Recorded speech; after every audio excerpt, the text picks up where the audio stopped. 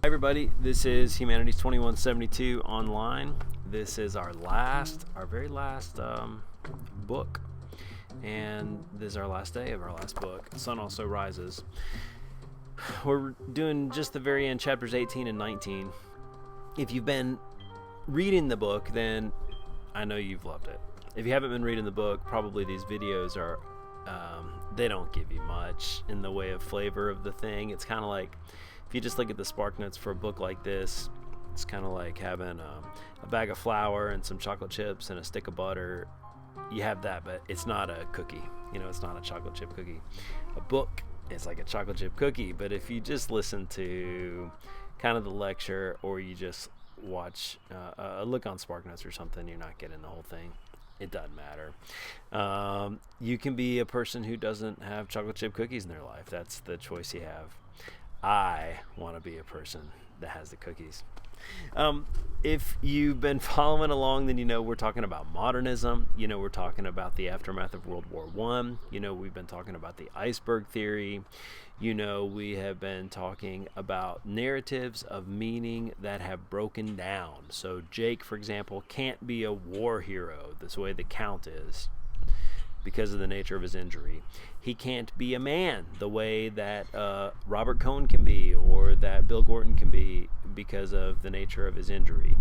Lady Brett Ashley is not the woman that most people would like to see, because she is a kind of man-eater and makes her way through almost all of the characters in the book. And Robert Cohn too. Something about his narrative is also not working. And so in the aftermath of World War I, there are these expatriates. They're living in Europe. They start off in Paris, of course. You should know about all that. The Lost Generation, you should know about that. But where we are now is at the end of their story, and so we'll see what Hemingway is offering us, if he's offering us some alternative narrative. Jake Barnes, our main character, is an interesting guy. We talked about his injury, but he starts off in Paris, but he leaves Paris, so he's almost like a guy who's not interested in modernity, not interested in what's happening and up to the minute, sort of like the vast changes that are taking place technologically and culturally in the beginning of the 20th century. Where he goes looking for meaning, we've talked about this, is in fishing, somewhat in the landscape, in bullfighting, and as we'll see today and kind of finish up, in Christianity. All of those things are ancient ideas at this time. These are old ideas for where you might go looking for meaning. You will remember that we had our bullfighter Pedro Romero last time, who was this new idea in the book, a new character, this kind of purity, this authentic thing, this real thing. And what we get today, what you understand, I think, if you're reading the book, is that today is sort of the big culmination of the book, because we're finally going to get to see something truly beautiful, something real, and that is Pedro Romero's bullfighting, okay? Let's back up a little bit. We haven't gotten to talk about this that much, but they've been drinking their way across Europe, and while they're at this festival in Pamplona for the running of the bulls and then all the bull fight festival, they have been drinking a lot. And of course, there's a kind of that makes sense, because they're all in pain and they're all kind of headed to oblivion instead of dealing with their pain. This is not a very therapeutic book. This is very much a book where people are ignoring the things that are wrong in their lives, which is sort of one of the charming aspects of it. But Hemingway is also showing us this is not a way to live your life, because what happens is there's all these broken hearts, and then after Brett goes off with Pedro Romero, and that's because of Jake, Robert Cohn beats up Jake, then he takes a swing, I think, at Mike, and then he beats up pretty badly Pedro Romero.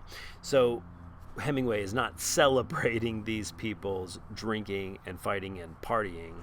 He's showing that, like, what a mess this is. That there's this chapter 18 at the end especially, it's a mess, okay?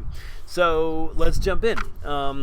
I don't want to make too much of it, but I'm going to. It's Easter, and what we have in modernism is that very often for characters, the narratives of Christianity don't work for them anymore, and this is in all kinds of modernist novels. But in this book, we have this character who's holding on to this old idea of Christianity, to Catholicism, and then when we get to the very end, he says, some of us still have quite a bit of God. We'll get to that in a minute. But what I want to just point out quickly, and then read a little bit, is the way that Pedro Romero is this sort of beautiful, untouched, pure thing. And then he has the same arc as Christ does on Holy Week. He is perfect, and then he is ruined by sin. He is beaten to pieces like Christ was. And then what we have here in chapter 18 is kind of his resurrection, kind of his comeback, okay? So even though the book is not this kind of overtly Christian book, it's still a book in which the Christian story shows up in a couple of ways, and this is one of the ways. Let's go to these moments. If you're reading about Belmonte, you know he's like the older bullfighter, and he used to have it, but he doesn't have it anymore, and now he is a bullfighter for money, which Jake thinks is like the worst thing, and he fakes it. He's not like somebody that you can really watch if you have a Fichione. But in 221, we get this. This is chapter 18. This is Pedro Romero. In his own bulls, he was perfect. His first bull did not see well. After the first two passes with the cape, Romero knew exactly how bad the vision was impaired. He worked accordingly. It was not brilliant bullfighting. It was only perfect bullfighting. The crowd wanted the bull changed. They made a great row. Nothing very fine could happen with a bull that could not see the lures, but the president would not order him replaced. So we've got a bad bull here, but it only serves to elevate Pedro Romero's bullfighting. He can't use the color to get the bull to come at him. You know, you get the red, whatever it is, the cloth, the cape. He can't use the color of the cape, so he has to use the movement of the cape, which means he has to get a lot closer to the bull. And so what we see is that it's a much more dangerous bullfight. Okay, go over to 223. During Romero's first bull, his hurt face had been very noticeable. Everything he did showed it. All the concentration of the awkwardly delicate working with the bull could not see well brought it out. The fight with Cohen had not touched his spirit, but his face had been smashed and his body hurt. There's a little Christ moment for you. He was wiping all that out now. Each thing that he did with the bull wiped that out a little cleaner. It was a good bull, a big bull, and with horns, and it turned and charged easily and surely. He was what Romero wanted in bulls. There's some more. Romero went on. It was like a course in bullfighting. All the passes he linked up, all completed, all slow, templed, and smooth. There were no tricks and no mystifications. There was no brusqueness. Each pass as it reached the summit gave you a sudden ache inside. That's nice. The crowd did not want it ever to be finished. So what we get here is this moment where Pedro Romero is injured. He's hurt, but that injure and his hurt only makes him more glorious, more pure, more powerful. And he's even able to erase all that by his goodness, okay? So this is really the climax of the book. And at the climax of the book, Jake is at his lowest.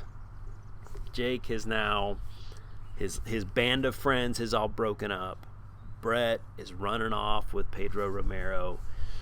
He has lost his spot as an aficionado because Montoya doesn't even say goodbye to him. Montoya hates that he hooked Pedro Romero up with Brett.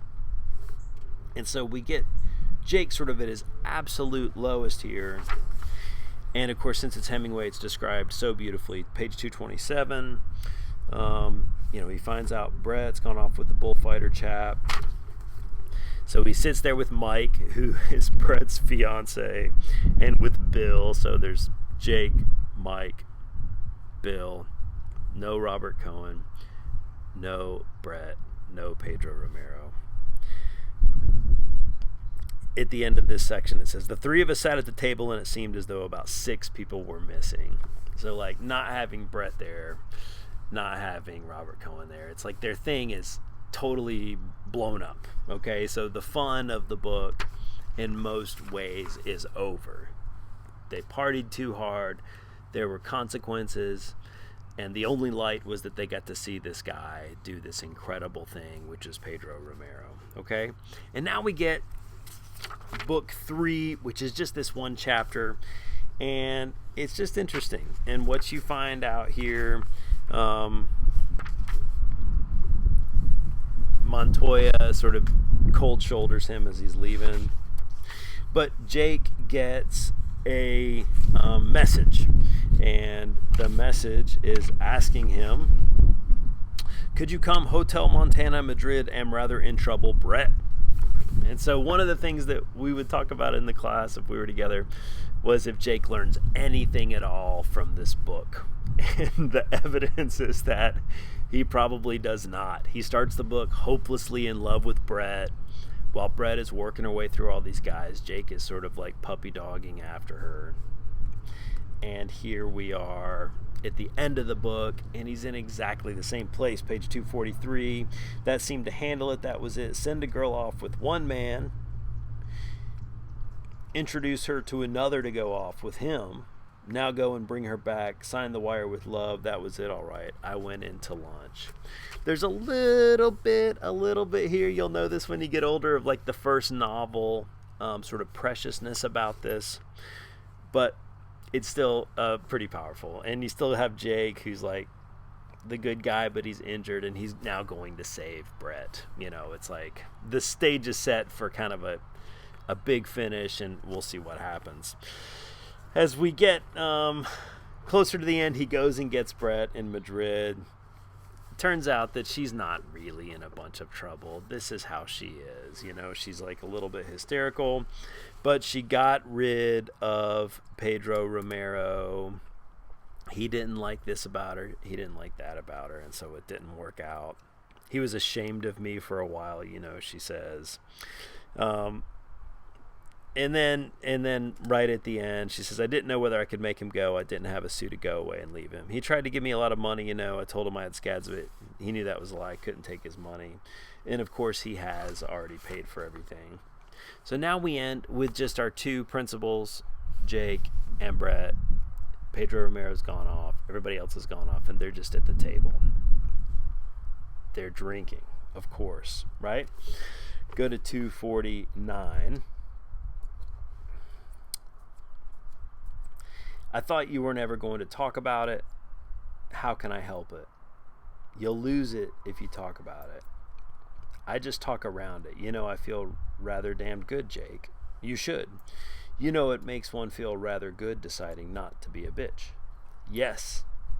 It's sort of what we have instead of God. Now, this is where we would take some time, because the point here is that Hemingway as a writer recognizes, Brett as a character recognizes, that in the absence of that narrative of Christianity, the West has a vacuum. There is a big hole. If we're not made for God and our hearts restless until they rest in God, then what do we have to explain our restlessness? What do we have to explain why we're in the situation we're in, which is that the world is often a very cruel place. Individuals are often in a lot of pain. Families often are very broken. Relationships are very, very tough. And if it's not a story like the Christian story that ends in redemption and salvation and reconciliation with God and other people, it's a very rough story. So Jake says, some people have God quite a lot. So he's holding on to that narrative. We keep moving, and what we see, and I'm running out of time, is that Jake starts to get drunk.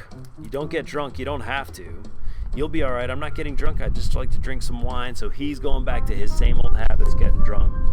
She says, oh, Jake, we could have had such a damn good time together. He ends, isn't it pretty to think so? That's the end of the book.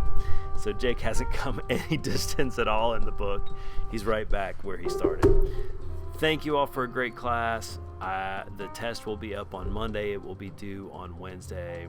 And thank you for sticking with us through a difficult semester. All the best to you in the summer. I hope very much to see you in the fall. Bye-bye.